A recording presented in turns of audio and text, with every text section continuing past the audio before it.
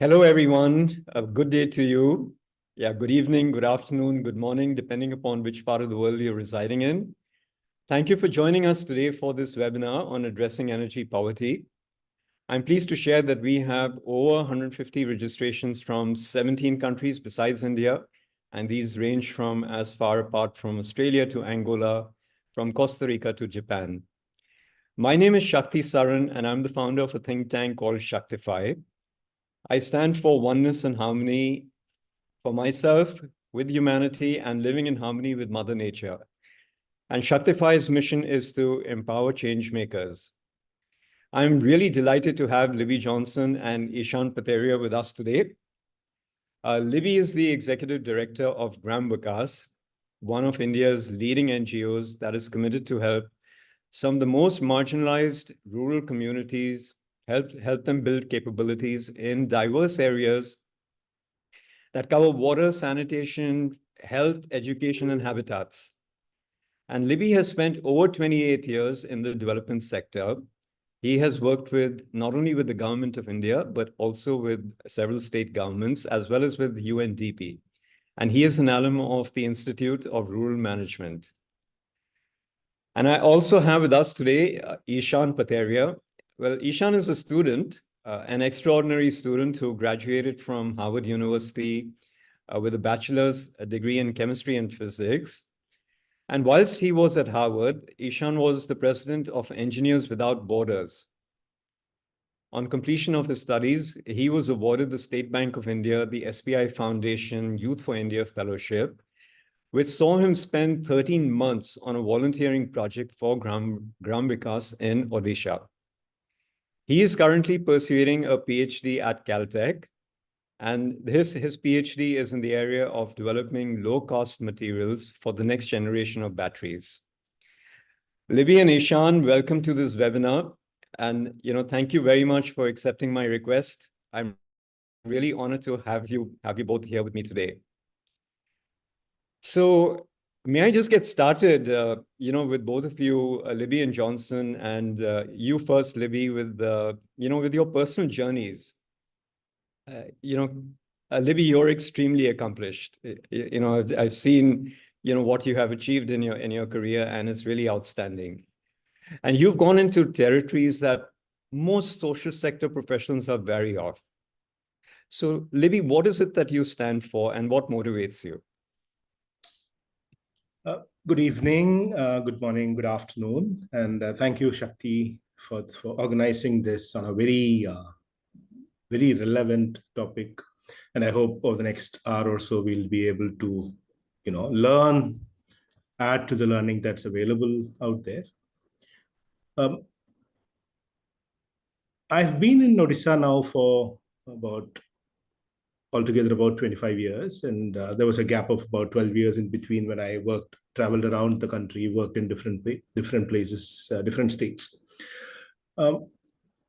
It's not true that many people are not doing this work. There are, in fact, a large number of people who do this, and across several generations. And the work that Gram Vikas itself does is a result of young people in the late 60s, early 70s, not being happy with what was around them, and this constant pursuit for a reality that is more relevant to a larger number of people.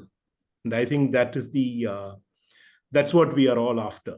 How do we build or create or help build a reality that's meaningful for more people beyond yourself, your family, and your immediate society? How do you make yourself relevant to a larger number of people? I think that's the key issue. Thank you, Liby. It really is a very interesting journey that you've gone through, and please, do claw back to it as we go along in this webinar. So, Eshaan, to you, a personal question, and you have straddled, between the gated communities of academia and the world of volunteering without boundaries. What does volunteering really mean for you? Yeah, good morning, good evening. to everyone across the globe. And yeah, thank you so much for joining, and thank you, Shakti and Libby, for this opportunity. To answer your question, I guess what I would call sort of what we're calling a volunteer experience, I guess I feel like often I often view it as an experience where I get to learn, and I always sort of come away with more than perhaps the target community or population for whom I was volunteering. You know, if that volunteer experience was intended to be for the benefit of that target community, I've always been astounded and grateful for the amount of learning that I've come away with. So, in some sense, volunteering to me is about learning and getting to meet and get to know people from many different walks of life, and exposing myself to new ideas and places and challenges. All right, great. We're going to come back to your volunteering experience in a little while. Yeah, so thank you both for helping us get started here today. So,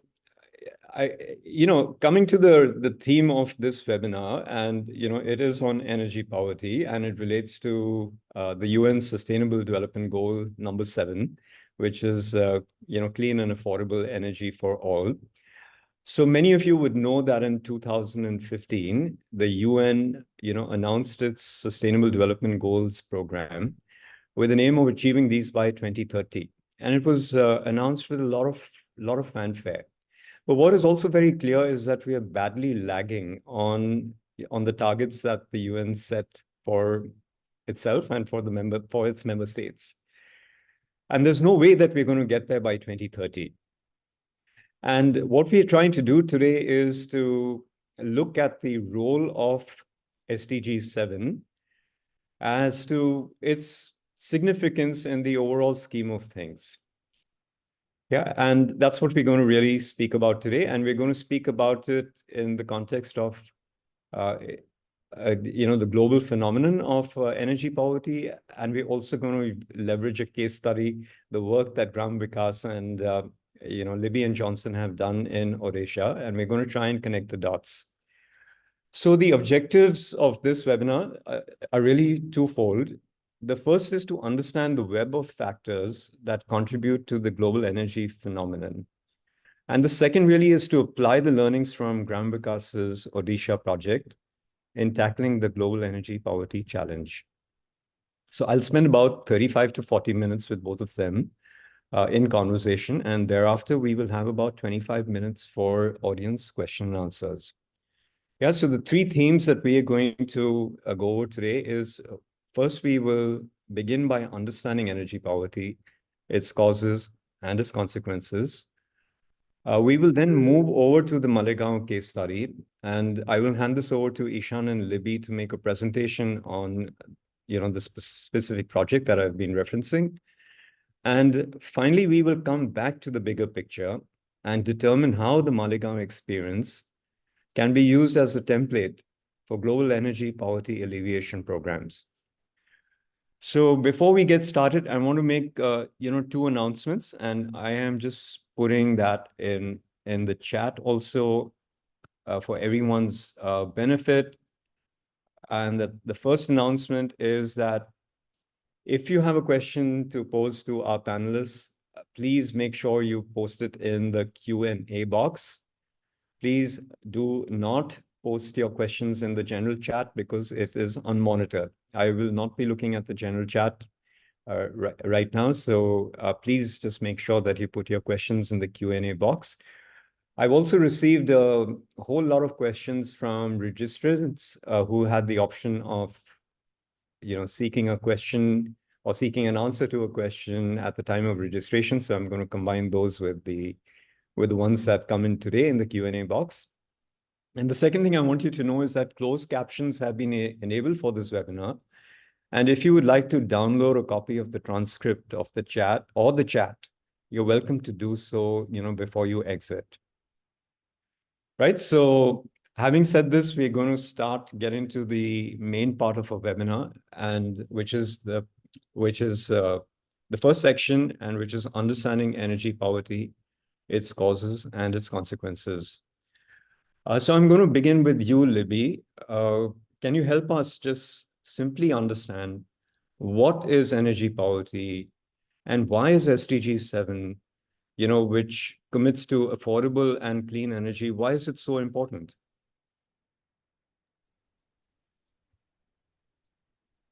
Like any other aspect of poverty, which is not having what you necessarily have to have, whether it's food, whether it's good quality water, whether it is the ability to educate your children, not having energy when you need it, where you need it, is essentially what we're talking about. And for those of us who live in cities, we take it for granted that we turn the switch on, the light comes on, the AC comes on.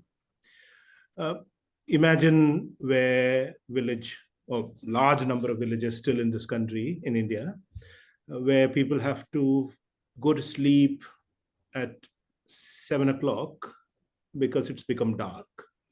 Women have to pack up, finish cooking, eating, cleaning up before 7. Children have to, necessarily go to sleep or have work, study under very, very little light. No, I don't think that's something that we see outside. I don't know, even movies these days don't even show them. I mean, there was a time, if you go back to 60s and 70s, you would find a lot of characters with lamps and kerosene lamps and other things, but movies don't show that. And when people tell you about Abraham Lincoln or even our stories where they had to sit under a lamp, somewhere outside their homes to study, the current generation actually can't believe such things happen. So that's the point. I mean, you don't have light when you need it. You don't, and increasingly fans. And today, if you ask the younger people in Odisha's villages, it's their inability to charge their mobile phones. So, you ask someone what it means,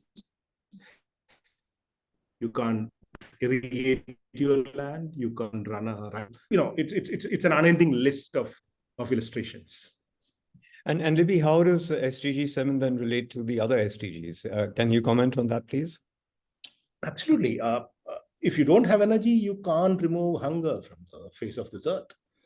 I mean, people need food, and food needs energy, and cooking needs energy. I did speak about light and fan, but cooking energy is equally important. And there was a time when women would walk to the forest, get some firewood, and start cooking. Well, now forests aren't there, or they aren't as accessible as they were 40 years ago. So we talk about LPG, we talk about kerosene. So any aspect of any aspect of human life, and therefore SDGs, I guess energy is a very, very critical element, just as oxygen and water is. Right. And the other thing I also want to, in the same, with the same thread, continuing with the same thread, when anybody looks at your website, you see that, you are involved in so many diverse thematic areas, which is a little atypical for NGOs in India, because there's some who are just focused on education, some only on health. But here we see that, you are involved in, Gram Vikas is involved in so many different areas. You're involved in water, sanitation, health, livelihoods, habitat. And so can you just tell us a little more about what are the interconnections between all of these diverse themes, and how does it all actually add up? Why did you choose such a diverse portfolio? Historically, if you look at how work done by non-government, non-profits like Gram Vikas evolved, they look at people, communities, and their needs, and then ask themselves, what is it that we can do? The approach was always societal, community driven. It was never technology driven. So you looked at what people needed and then asked yourself, what is it that we can help fulfill?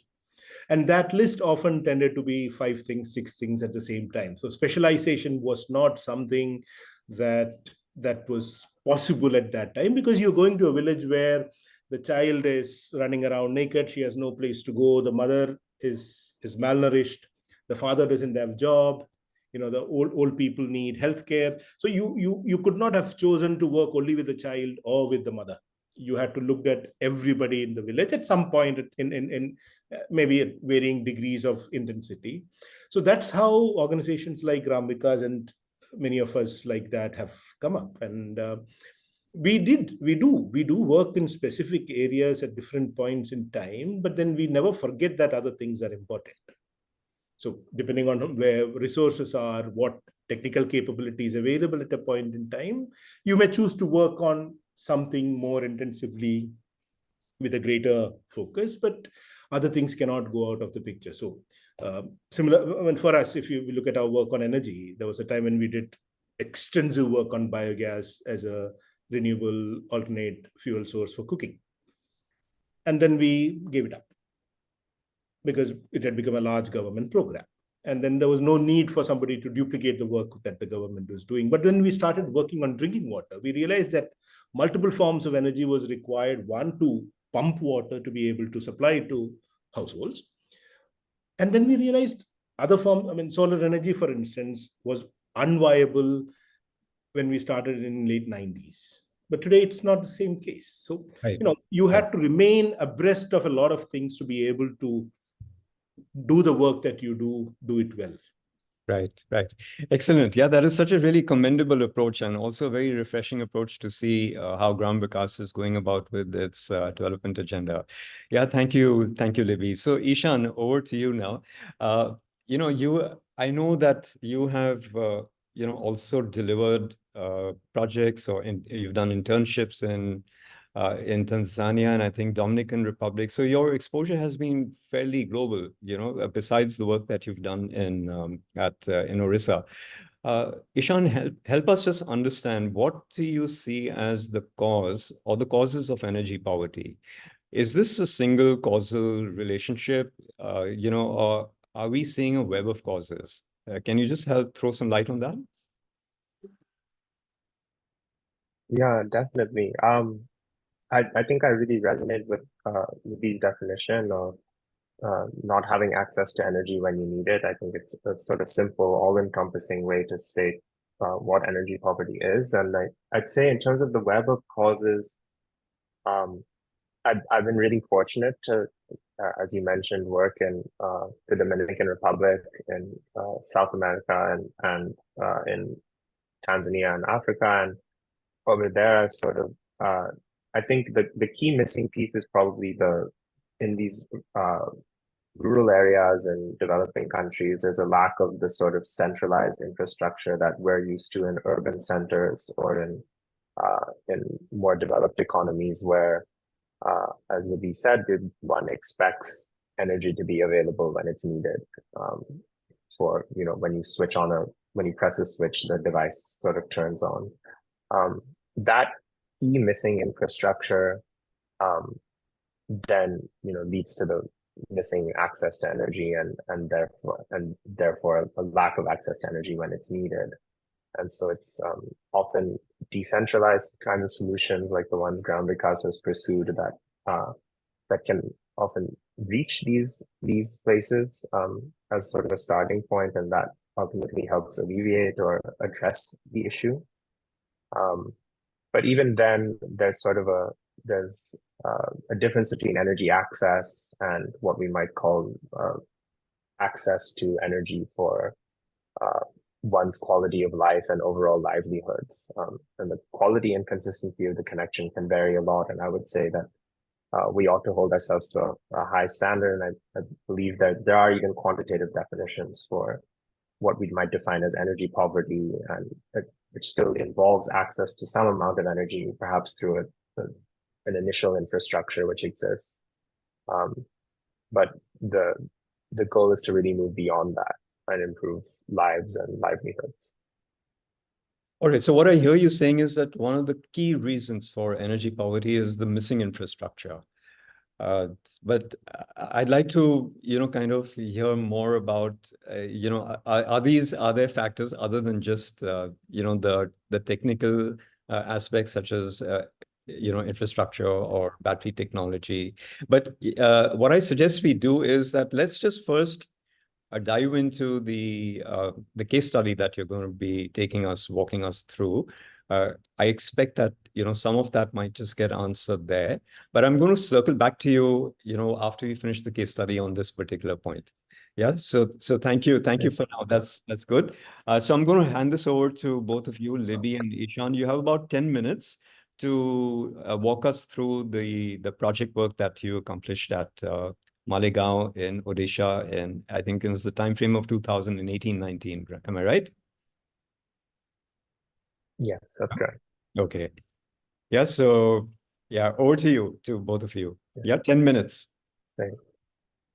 I'll just share my screen. Just let me know if you're able to see the presenter mode view. It's just starting. There might be a small lag.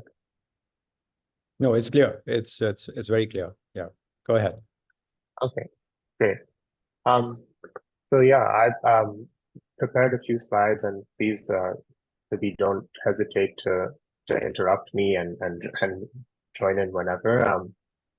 At the outset, I wanted to just thank Gram Vikas for, at so many levels, for giving me the opportunity to be part of this project and related to energy access in the village of Maligaon. But at a much more direct level, my thanks to them for a lot of the media content available and sort of the images we have of Maligaon, the videos that I believe Shakti might have shared a link or will share a link later, and I can share a link to some more, is all sort of sourced from Gram Vikas. So many thanks to them for being able to put together a visual story like this. That also includes this drone shot you see of some of the work we were doing in 2018 and 19. So to just get us all on the same page, I thought I would briefly show a map of Odisha, which is on the eastern border of India. And then here indicated is Kalahandi district. And here the rough location of Maligaon, just for a sense of geographically where we're speaking about. And then to get everyone on the same page, I thought I'd just highlight a simple schematic of what a solar plus battery microgrid is, which is what was established in Maligaon and what Gram Vikas has worked on for now the better part of almost 1.5 decades. So it's a decentralized energy system, a power plant, sort of self-contained in and of itself. It consists of solar panels that generate power during the day or another power generation source. And that's connected to a sort of central power plant energy processing unit, often involves inverters and other technical equipment. That's also interfaced with batteries, which can store energy that's generated during the day to be used at night. And at any given time when there's a demand for electricity, there's a local transmission and distribution network of wires and electrical poles that serves the community near the microgrid. So with the story in Maligaon, I've started the story in 2009, and it perhaps even predates 2009 Gram Vikas's association with Maligaon and Kalahandi, but these are images of Maligaon from about 2009. There's a video available online which documents the village in more detail, but as you can see, the roads at that time were fairly underdeveloped. They're now further developed than you see in these images, but this is sort of an idea of what Maligaon looked like about a decade and a half ago. And so in 2009, Gram Vikas was able to approach Maligaon to gauge interest in the development of a microgrid to enable energy access for the community. And this is what a typical planning meeting, even today in Maligaon, looks like. It's the citizens of the village gathered together to discuss a topic, usually in a central gathering place in the village. And at that time, the concept of a microgrid, as you can see here, was sort of explained on a poster visually, where there would be a central power generation unit and transmission and distribution lines to the village. The work in 2009, and this is sort of a stipulation that Gram Vikas has, is that construction was and always is community-led. So here are just some images of So the manual labor involved in building the microgrid back from 2009, where you can see here in some of the captions from the video, one person from every family had to volunteer to come to do the work so that the community collectively contributed, and the construction was completed in about 2010. You can see here that the microgrid at the time was defined by fixed energy budgets. So these sort of energy budget planning sheets were prepared, and each family was asked to budget a fixed amount of electricity to use each day. So a certain number of lamps or fans. You can see here, for example, this household is planning to install 3 lights and 1 fan for use in their house. And the interface through which this was done, the sort of human technology interface at the household level, was this Urja Bandhu, which had a power meter, this green strip here, which would show you how much of your daily budget you had left as you used energy throughout the day. And a key part of that system were these lead acid batteries. And you can see here, they involve a high level of maintenance. This is one of the members of the community being educated on how to maintain these batteries. And you can see he's wearing a fair deal of personal protective equipment, gloves, and apron, because these batteries have sulfuric acid that needs to be regularly maintained and topped up. And so the microgrid did serve Maligaon for about 3 to 4 years. But eventually the lead acid batteries failed about 4 years later, and the system became defunct. So here you can see the batteries have sort of leached out some of the acid and have become corroded and essentially defunct. And so I showed you kind of 2 slides ago, children studying with access to electricity, and that changed when this is a picture I actually took in 2019 when I was working in Maligaon. This young girl, Tulsi Nayak, doing her homework with the use of a flashlight. And so we held again, around that time, the community had petitioned Gram Vikas to renew the microgrid to regain access to energy. And many similar sort of planning meetings were held like this one depicted here. And the renewal began with sort of a community-led cleanup of the microgrid room. It had become kind of abandoned and sort of a storage space. And so this is the room where a lot of the technical equipment was housed. And so in a similar manner, the community again contributed to cleaning up the space. A lot of children came and volunteered too, which was really heartening to see. These old lead acid batteries were sold for scrap, and the proceeds were deposited in the village community fund. All of the bricks and everything were also locally sourced from nearby villages or members of the community. And as you can see here, the roofing sheets for the battery room are being replaced here and being newly painted and then put up onto the roof. A lot of sort of manual labor related to construction and refurbishment of walls or key infrastructure was done by members of the community. New solar panels were erected based on part of the planning meetings involved doing a reassessment of the energy demand in Maligaon. So you can see here, we established additional solar panels, and this was a full, many members of the community contributed to this process. This is holding the structure stable before it was stabilized with concrete. All of the transmission and distribution rewiring was also led by the community on the existing electrical poles. We erected a few more electrical poles as well. This is another shot of that work in progress.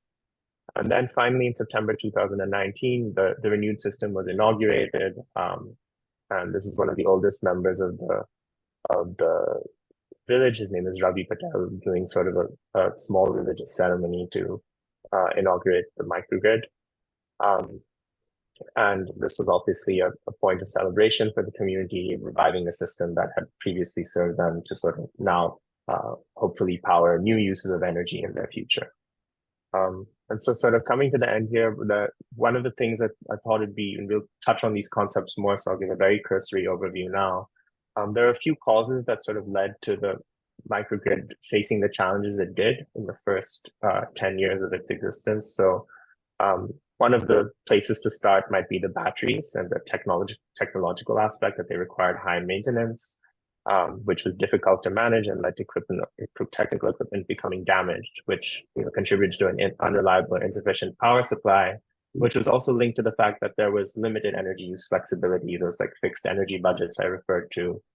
And then accordingly, users didn't regularly pay tariffs because the service was not valued in certain instances, and the tariff payments were also not directly linked to use. So whether you paid or not, the payments were sort of collected on a good faith basis, and your energy use wouldn't be linked to that. And then that led to operating costs going unmet, and some members of the community resorting to sort of tapping the energy outside of the sort of established payment system. And so we tried to systematically address some of those challenges in 2019. And no system is perfect, and we're definitely still learning, and new challenges have emerged. But some of the key steps we took was, one, to replace the batteries with lower maintenance batteries, which was a technological advancement from the time. And that led to sort of the technical equipment being easier to maintain at some levels, but some more challenging in other ways. The power supply is now reliable and sufficient, and so when energy is needed, it is available. And we've also increased the flexibility via prepaid smart meters, and that also links use to the payment. So your smart meter will shut off if you've not paid your bill, and then therefore operating costs are met, and we're seeing more people add livelihood-based large loads to the system, which accrue large electricity bills that can then be used for the operations and maintenance. So these are a picture of the new batteries. They're these lithium-ion batteries. As far as we know, it's the first microgrid in India to ever use this new battery technology. And we also added additional solar panels here. You can see we almost doubled the solar panel capacity of the microgrid in Maligaon.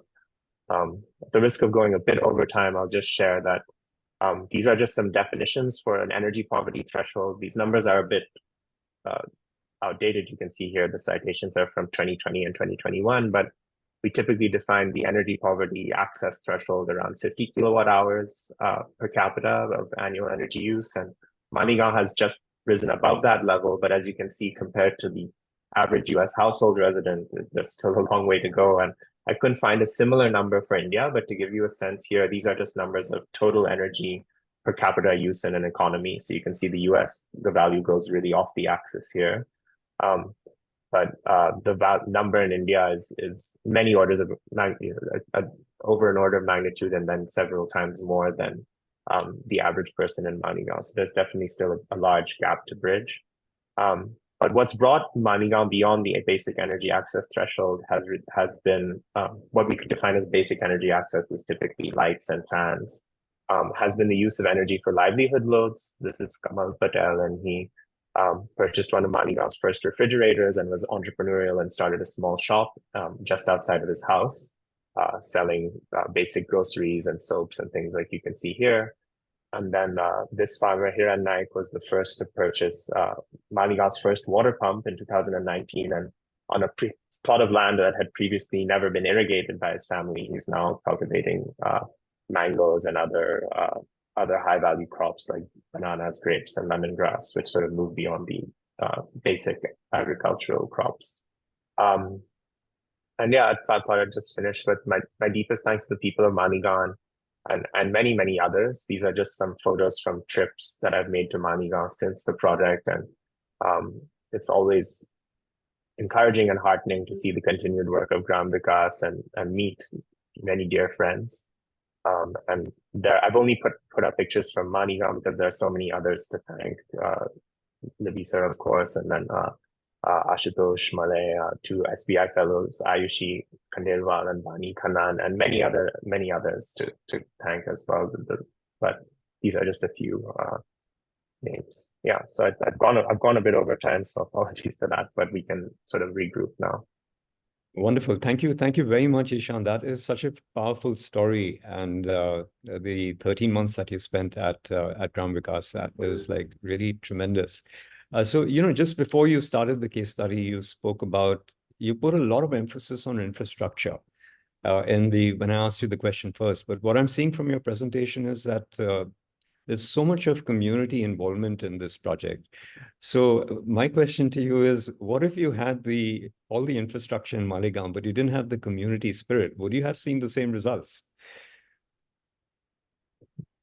No, I mean, definitely not. I think as I mentioned kind of in the beginning, the initiative to want to renew the microgrid is something that came from the community as well and was heavily supported by Gram Vikas. But there would have been no. It really is community driven, and both the younger and the older generations in Maligaon aspiring for better standards of living. So the community aspect is one, and you're right. I did give more of a technical answer in the beginning, but there are with the implementation of different solutions, there's a lot of important sort of social factors that come into play that determine the success of a particular intervention in addressing energy poverty. Right. Thank you for that. We'll dwell on that a little more in a few minutes. So a few questions for you, Libby, and then I'll come back to you, Eshaan. So, Libby, at Gram Vikas, and particularly in the Maligaon project, I think one of your major triumphs was to work with multiple partners and partners from different sectors, right? So you had the Odisha state government, the state planning department that was involved in this project. You had the State Bank of India foundation that was involved in this project. You had an Australian infrastructure company called CAT International. I think it now is changed its name, Ekistika or something like that, right? So help us just understand, how did you bring these partnerships together? What was the role, firstly, what was the role of these partnerships in the success of this project? How easy or difficult was it to strike these partnerships? Can you just throw some light on that? Right.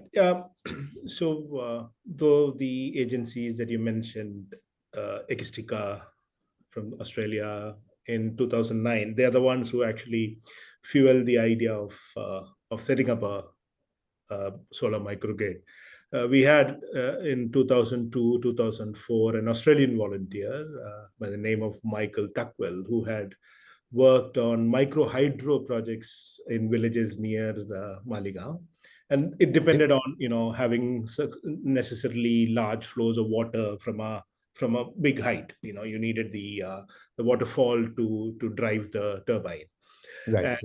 Michael had helped Gram Vikas at that time to kind of get deeper into electrification aspect of energy, because we worked on household level applications of energy, but never at the community level, grid creation. And that's what was CAT then? Right. Michael had helped in 2009. So that was one aspect of technology, and solar technology applications have moved substantially over the last 15 years. So when in 2009, I think what we had built was, kind of state of the art for that period. Lead batteries, but Urja Bandhu was a remarkable innovation. When Eshaan came in and looked at various aspects of battery itself, and then we realized, and I remember we had over 3 months of discussion, because the financial investment required for the lithium iron phosphate batteries was almost 4 times of typical lead batteries, and we really had to evaluate these options. And Mahindra came in as a technology provider. State government, as you mentioned, pitched in with some support. The core, Shakti, here is that in 2009, when we introduced the idea of a solar microgrid in Maligaon, people were unaware of possibilities, and they probably looked at it as something that Gram Vikas was doing for them. And they experienced reliable electricity for 2-3 years, and then they themselves failed to manage it properly. Obviously, Gram Vikas was responsible also for the failure. But then the idea was the community would own it and manage it, and it did not happen. And in 2018, the village came back to us saying, now we want to revive it. Can you help us? So there's a huge difference between what happened in 2009 and what happened in 2019. And the key difference is users themselves, the user community themselves realized what they needed. So they had a better articulation of their need. And when Eshaan went and started living with them, it took Eshaan almost 3-4 months to get around to getting the village to agree to learn from the past experience, to agree to a new form of management and maintenance system. And so that's another part. I mean, technology alone is not sufficient. The community is not sufficient. You also need to put in systems in place, and these systems you learn as you go by. There is never a blueprint readily available for us to use that. So I think it's coming together of many of these factors. And Michael then, Eshaan now, and we were very fortunate to have these key actors, individuals who understood technology and were very sensitive to what people in villages are, the way they lived. And I think that sensitivity is what, even for organizations like Gram Vikas, make it meaningful, make it possible for us to be able to deliver what we do. And that's what Eshaan or Eshaan definitely brought into the, so it's not technology, it's sensitivity, it's working with people, it's understanding what went wrong and being able to correct that. And the last two slides that Eshaan presented is testimony to that. Right. Thank you, Libby. That is for this elaboration. But I want to just come back to you with that point on multifaceted partnerships. What did you do to cultivate these partnerships? I mean, did they just fall in your lap? There must have been something that you did right, correct, to bring these partners to Gram Vikas's doorstep. Can you just briefly tell us what was that secret sauce? Would you like to just share that with the audience here today? There is no secret sauce. There is no blueprint for that. It's I think, like I said, we could do it in 2019 because Eshaan knew technology fairly well. And if Ashutosh, my colleague who was managing it then, or I were to do that, we wouldn't have been able to, say, negotiate with smart meters, the guys who provide the prepaid meters, or with Mahindra, the ones who provided the batteries and the power system. We wouldn't have been able to do that. So knowledge is essential. Right. And then it's about sensitivity. So how do you deal with the corporate, in this case, Mahindra Energy or whatever they're called? They have their own business. And how do you make sure that they deliver this thing? Tata Power had given us the first in 2009. We had Tata Power engineers, and there was no road connection to Maligaon then. They had to camp on the other side of the river for 3 days because a sudden flash flood had happened. So you had engineers from Tata BP coming in, camping in a place, and we just told them that you have no way to go back because the road on the other side is also flooded, right? So you had to be there and kind of get people to accept that this is worth doing. So for somebody who comes, an engineer who comes from Bombay, all of a sudden find himself marooned in a remote part of Odisha with no network connectivity, no electricity, no safe drinking water, how do you motivate that person to, how do you tell that person that it's worthwhile to spend these 3 days and do that? And I think these are small bits that work. Right. And this is a question for either one of you. It's a question on the presentation that Eshaan made. So you did have the micro solar grid that was implemented there. But what is the scene today? How are the cooking needs of households in Maligaon met? Can you just throw light on that, please? So, yeah, Eshaan, go ahead. I was going to say, if you wanted, I can just basically, so you had a specific question about cooking. Yes. I'd say that till date, the reality is that a lot of cooking in villages, in Maligaon and even surrounding villages, is still the basic sort of firewood-based cooking method.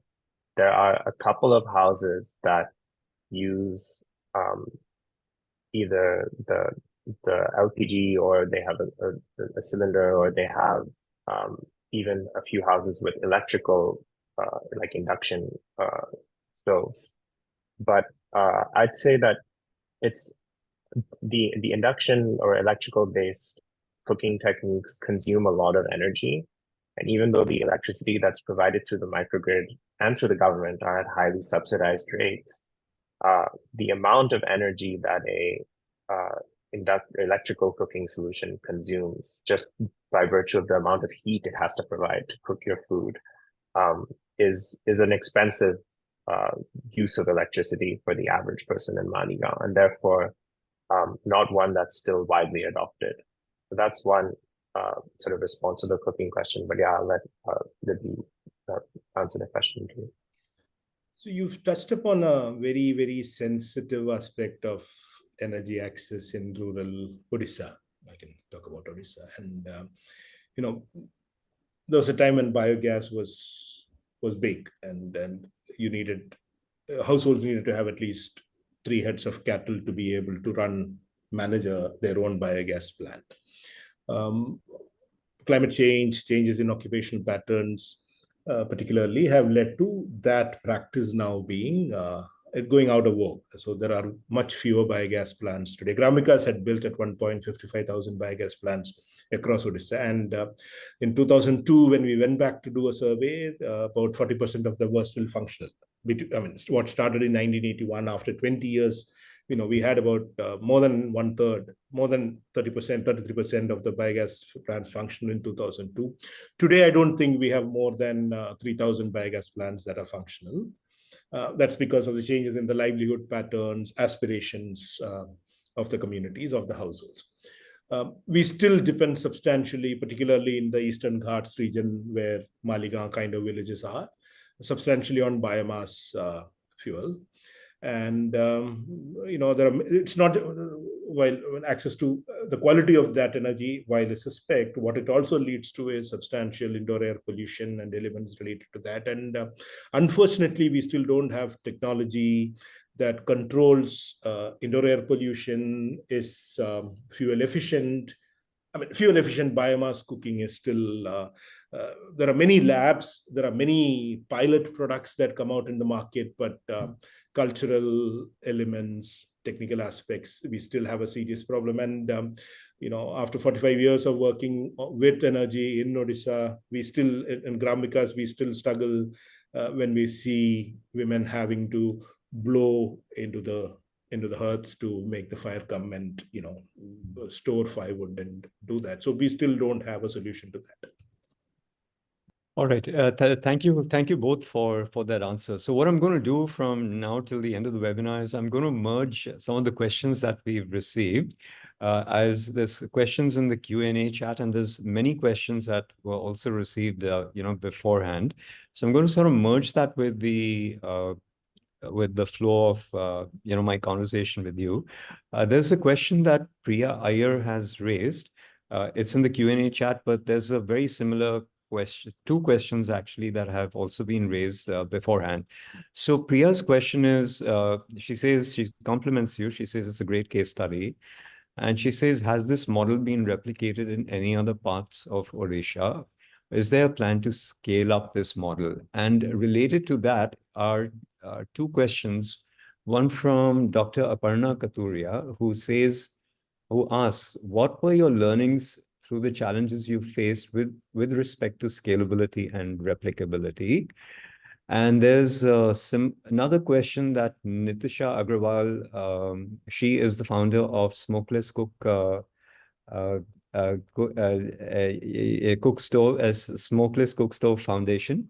And her question is, I would like to understand the concept of self-sufficient, even a regenerative model for energy access vis-a-vis scale. Yes, so these are 3 questions. They have common threads. I'll just repeat them.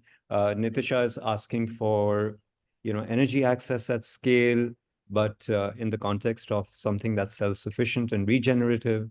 Dr. Aparna Katuria is asking about scalability and replicability of what you've achieved in Maligaon, and Priya Iyer is also asking pretty much a very similar question on, is there a plan to scale this model? Yeah, can either of you, comment on this? I'll go first. See, Maligaon is an island.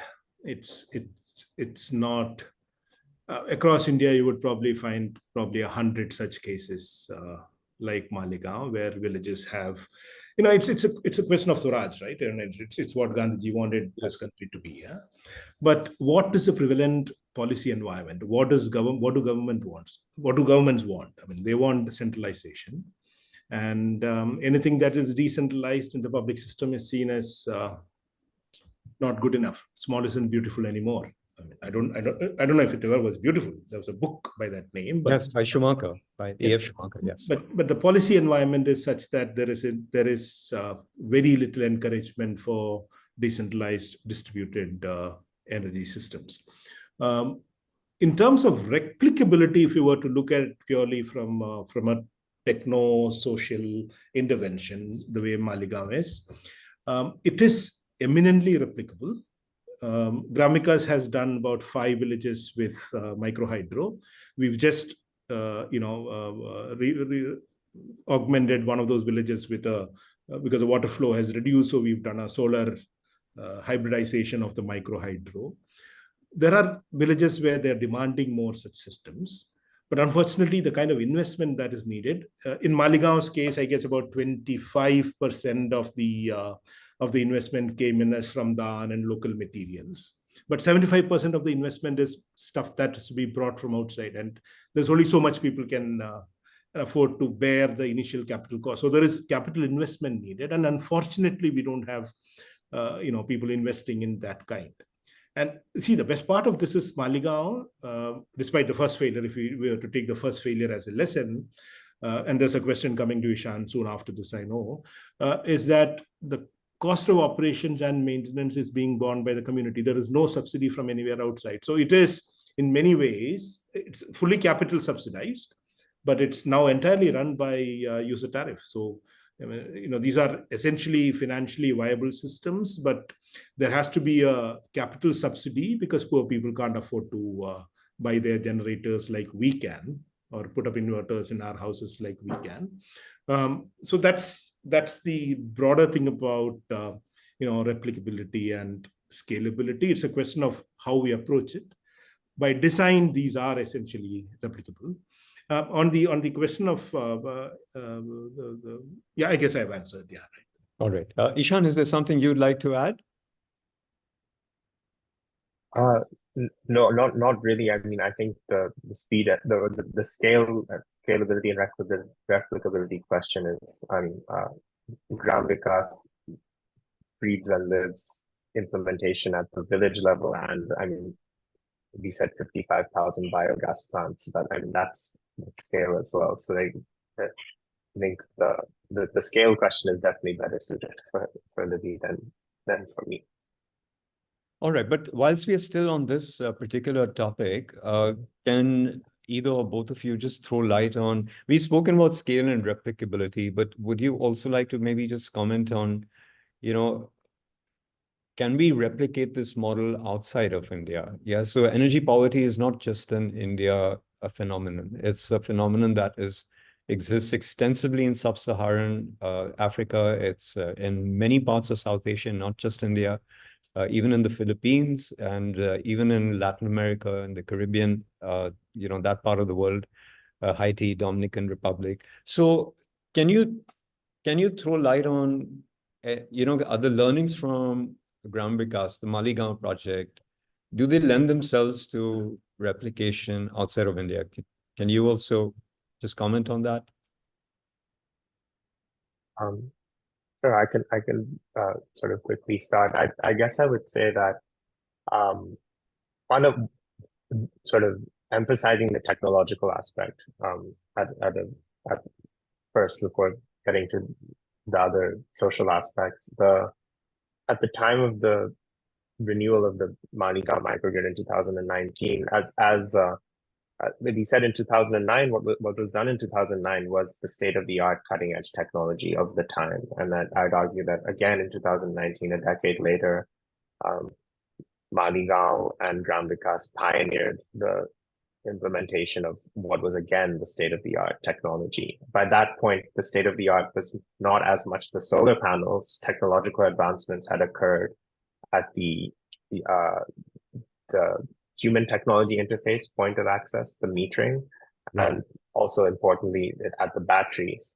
And in 2019, I'd say that we spoke to every single lithium-ion battery provider in India, and that total number was about 5 or 6 different major providers. That has now flourished, and now that industry has grown, and many technological advancements have come. But even at a global level, when implementing these technologies, even today with Maligaon, there are sophisticated and complex technical challenges in the implementation of the lithium-ion batteries that we are still working to address.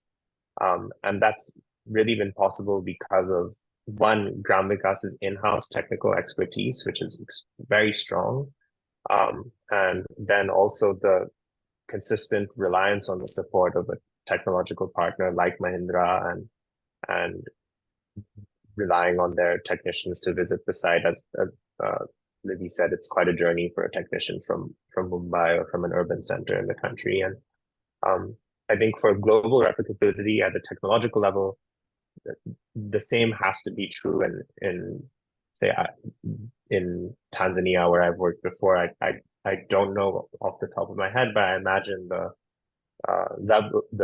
level of technological expertise of the battery technology providers in a country could be important in terms of just replicating the technological aspect. And then there's a whole set of other factors that go far beyond technology. Yeah. All right. Okay. Very good. So let's sort of come back to the last statement that you just made. There's a whole lot of other factors that go beyond technology. Let's just stick to what you just said right now. So the questions I have for you, and these are, some of the audience questions which I'm just sort of going through right now.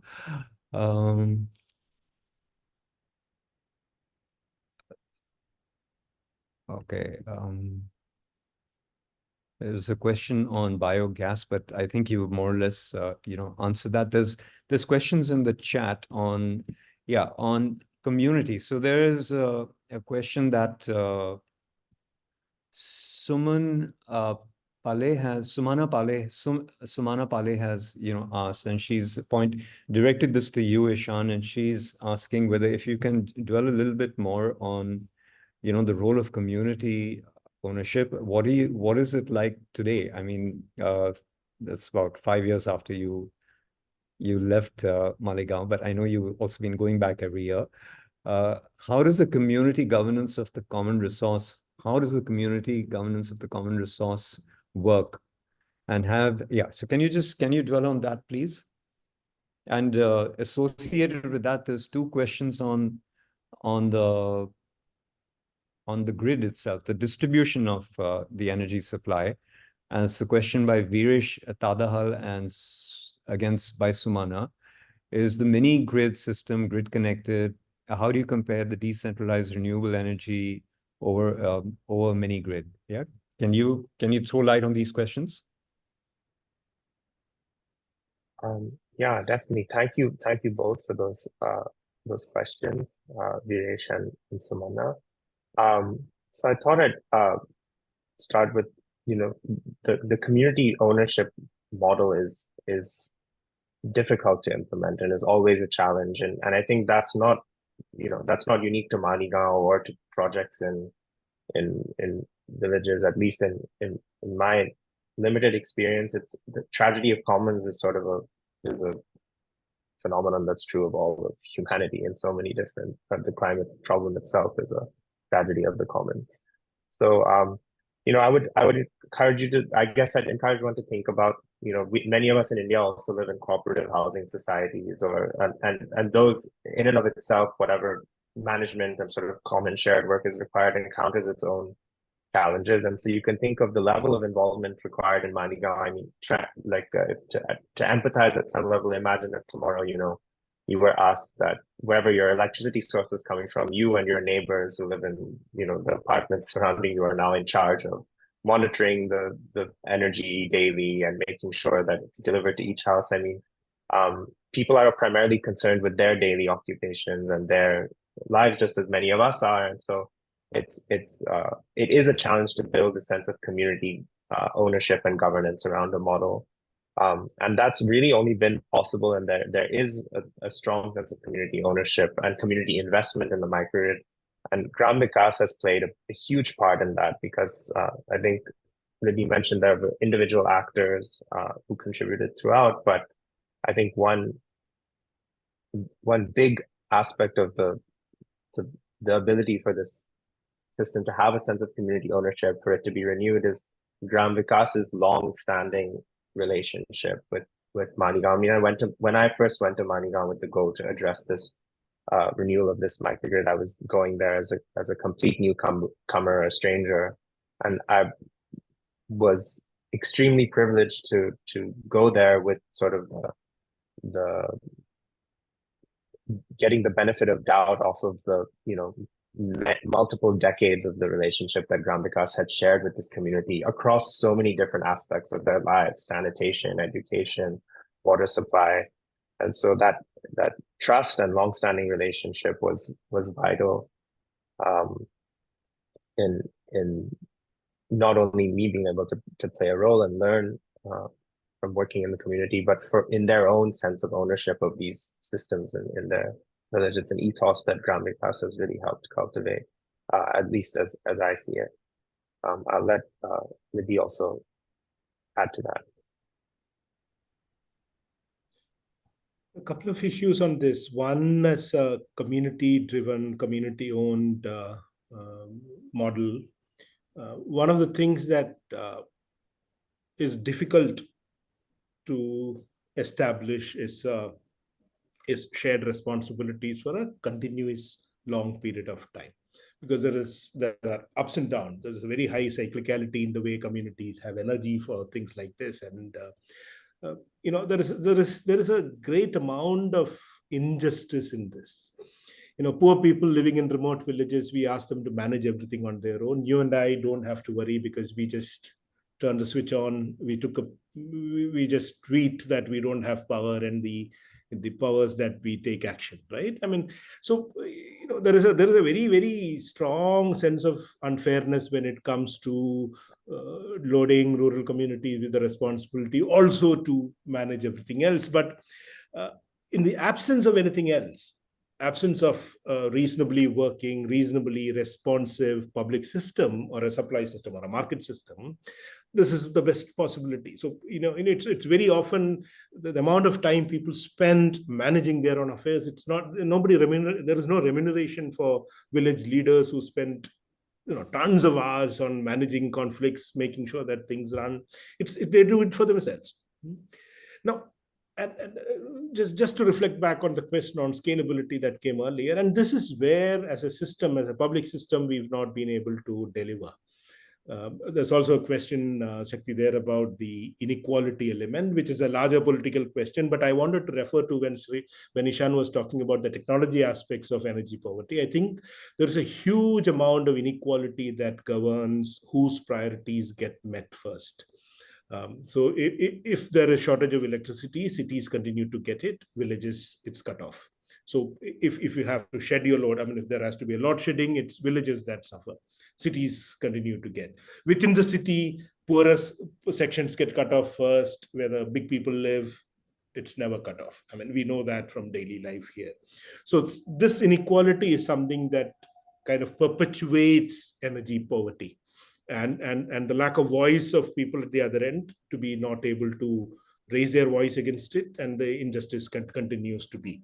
And therefore, the question of feasibility, scalability, long-term viability have to be seen within this framework that, like I said, I mean, the capital cost obviously has to be subsidized, but people are managing the operational cost. And I mean, if you look at the cost per unit of electricity that is supplied in Maligaon, it's almost 6.5 rupees per unit. And that's what urban consumers pay today after power systems have been, power supply systems have been privatized. In places like Delhi, you pay what, 1 rupee 20 paisa per unit? So there is a huge inequality that we have to accept that exists, and we'll have to work and speak within those boundaries. Wow, that's shocking. The rate difference, it is like really, really very shocking.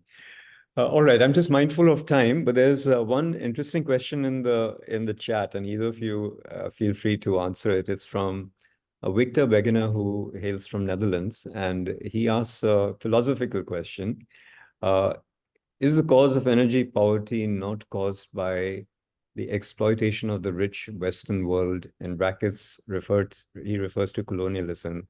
Do you have a view on this? I wouldn't want to. I mentioned the inequality, and it's the same thing. I mean, in India, I mean, one can posit the global thing about colonialism, how it is. That's a very, very long story. But it's a richer person in Maligaon depriving the poorer person of her share of electricity. it is about rich people in the city depriving not so rich people in the villages their share of energy. So I think it's a continuum of exploitation. It's a continuum of somebody being slightly more powerful than the previous person, and therefore having greater benefit. So I think that's the reality, right? I mean, that's the reality, and all that we are doing is within that constraint. How do you make sure that at least some parts of this inequality gets addressed? So that's a form of neo-colonialism, isn't it? Yeah, it's what the Europeans did to us, is that a lot of rich people in India do to others. Yeah, so it's colonialism, but of a somewhat different shade, different form, right? All right. Okay. Interesting. So I have, many more questions, and I am actually struggling to, to try and fit everything into this. But we have only an hour and 15 minutes, and we've got about barely 8 minutes, about 6 to 7 minutes more for questions. So I have one or two questions for you, and Libby, it's there's a lot that's gone into delivering this project. It's a combination of technical solutions. It's a combination of systemic thinking. All the factors that you spoke of. The partnerships, the community, bringing all of that together. But there's also a role of transformative leadership. There is, and I know that is one of the roles that you've kind of declared that it's part of your, part of your mission. So, but what do you see as the role of transformative leadership in programs like these? And how do you go about building this transformative leadership? Yeah, it's much more than, having domain knowledge on water or sanitation or education. So how do you go about building that kind of transformative leadership? Yeah, I think the first point I would make in response, it's that it's not a unitary form of leadership. Transformative leadership at multiple layers. I mean, Eshaan has probably many stories, and over the years that we found, you go to a village with a new idea, you'll be lucky to find one person kind of agreeing with you, and that one person is the transformative leader in that case, right? I mean, he just or she just liked it and thinks that there is merit in what Libby is saying. So let's try this. Now, without that person, anything that we wanted to do would not happen. So, it's leadership from that level on. And I think to my mind at least, the most the remarkable feature of such leadership is the ability to sense constraints and the ability to differentiate problems from constraints. Because problems one can plan to solve for. And if you start trying to solve for constraints, you will never go anywhere. And this is how Eshaan had to finally, several times Eshaan have cried. Eshaan has come back and, wanted to get away from Maligaon, because you can't solve for a constraint. You just have to live with it. And I think the critical aspect of leadership, and there are people in Maligaon who's helped Eshaan understand that. Eshaan, forget that. Don't bother about it. Let it be there. Now, we'll have to understand these layers of leadership. And I think the most remarkable feature is this: what do you want to solve? Yes. What do you want to let it be? Because that's the reality of life. So, there are some questions about, sharing of cost, sharing of responsibilities. There'll be some people who do not want to do that. How do you work around that, get them eventually? So I think, to me, that leadership is the whole process of understanding this and being able to take people along. And finally, it's about sensitivity. Understand. Yeah. So it's basically not hierarchical leadership that you're talking about, that everyone has the potential and the role to be a leader. Everybody, right? I mean, somebody has to step up at different points in time for such things to happen. Yes. You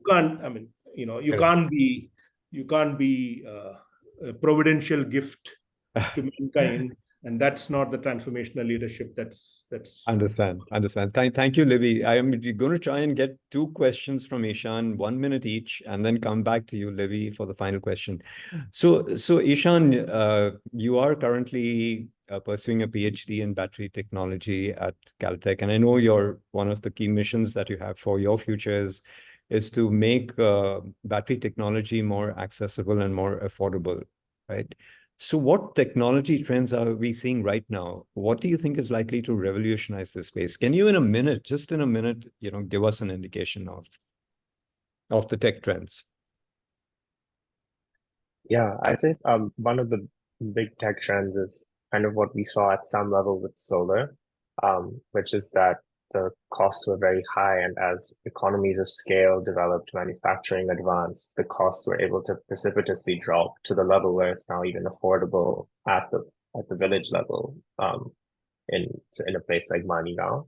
We're seeing similar trends with batteries, but unfortunately, the raw material that goes into a solar panel is silicon, which is one of the most abundant elements in the Earth's crust. And so the challenges were in refining and producing silicon at the global scale to be implemented in solar technology. I think with batteries, the same is not true. The elements that are used in a lot of the state-of-the-art batteries today are not the ones that are the most abundant in the Earth's crust and have constrained or geopolitically challenging supply chains. So the biggest trends I hope that we'll see in revolutionizing the space is the advancement of more sustainable, globally distributed materials that can help localize supply chains and sort of globally diversify the sector.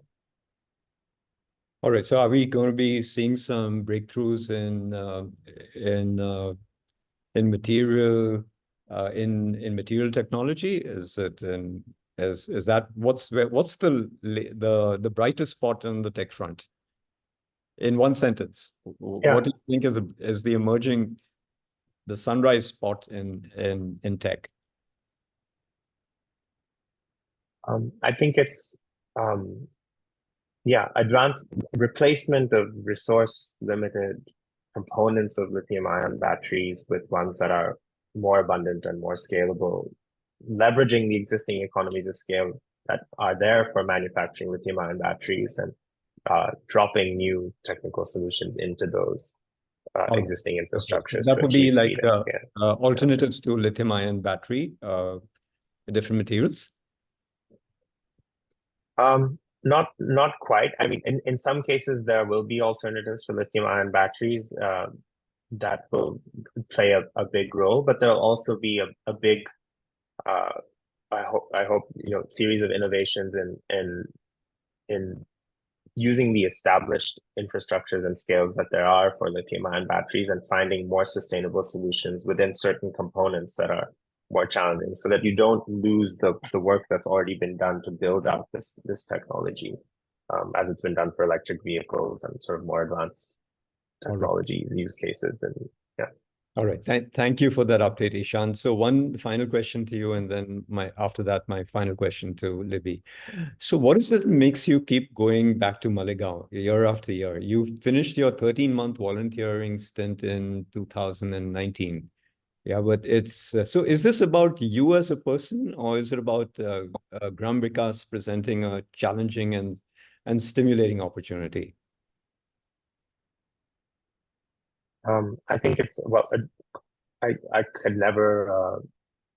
It's difficult to express how thankful and grateful I am to Gram Vikas and mentors like Libby for the role they've played in my life and the people of Maligaon. I mean, at some level, there's a very simple answer to the question. I mean, I have a lot of dear friends and people I care about in Maligaon, and I can't be in touch with them for a lot of the year due to the lack of network connectivity, and so I rarely get a chance to see and meet those friends.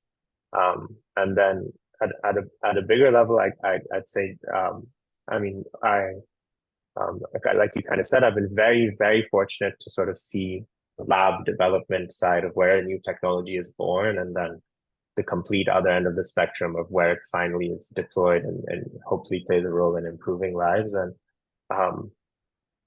being able to straddle that spectrum at both ends is uniquely motivating and So it's honestly for the personal benefit of getting, engaging in that side of the problem to motivating at the other end of the spectrum are involved in, and vice versa. So, Excellent. Yeah, that's great. Libby, my final question for you is, how do we clone people like Eshaan? How do we build from one Eshaan to 50 Eshaans? What is it that we need to do? Cometh the hour, cometh the woman. Sorry? No, I think there is no sure formula for this. I mean, it's Okay. Maligaon was lucky to have Eshaan. Eshaan was lucky to get Maligaon. I guess it's that. I don't think most significant social problems have been solved because we've been able to clone something. Okay. I guess what is missing in the larger energy poverty, space that we've been discussing, things like decentralized distributed electricity energy generation, things like what's missing in terms of safe cooking technologies, is we don't have powerful. Most experiments have remained small, true to the ground, but the messianic kind of rigor needed to able to take it to the next level is missing. So we've not had that kind of people coming up, and that's, I think it's a serious challenge. And if public policy were to look at distributed decentralized energy provision a little more friendly, in a friendly manner, I guess many more Eshaans will find it convenient and comfortable to work. Otherwise, you'll have to clone Gram Vikases to clone Eshaans. All right. Okay. On that note, thank you both for a very interesting, a very enlightening discussion. And just to recap, in 60 seconds, we've covered a fair amount of ground on energy poverty. Of course, we couldn't cover everything. We couldn't get into the nitty-gritty of the distribution channel, the decentralization. We have not even spoken about the financing bit. But we have definitely touched upon the infrastructure, on technology, the role of community in resolving energy poverty challenges. We've spoken about multifaceted partnerships. We've spoken about cultural dimensions. We've spoken about policy. We've spoken about the role of policy in alleviating or mitigating inequalities that we have currently. And we also spoken about, leadership, the role of leadership in bringing, resolution to the table. Yeah, so I once again want to thank, both of you. I want to thank our audience who's been with us from different parts of the world for being very patient listeners. As a token of gratitude, Libby and Eshaan, Shaktify has planted 5 trees on your behalf through Sankalp Taru Foundation in the state of Odisha. Yeah, so that is being done from Shaktify. Yeah, so once again, thank you all. Wishing you folks a very good day, the rest of the day, or for those of you in India, a good evening and a good night. Yeah, thank you and bye for now. Thank you very much.